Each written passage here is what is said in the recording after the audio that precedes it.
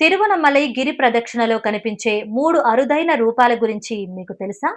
తిరువణమలై గిరి ప్రదక్షిణ చేసే సమయంలో ఒక నల్లని కుక్క మిమ్మల్ని అనుసరిస్తూ వస్తుంటే అది సాక్షాత్తు పరమశివుడు కాలభైరవ స్వరూపంలో మిమ్మల్ని రక్షిస్తున్నారని అర్థం.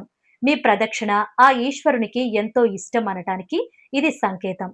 రెండవది, తిరువణమలై పర్వత ప్రాంతంలో అత్యంత సీక్రెట్ గా నివసించే ఓ సిద్ధ పురుషుడు గిరి ప్రదక్షిణ సమయంలో కొండల నడుమ క్షణకాలం కనిపించి మాయమవుతారని నమ్ముతారు.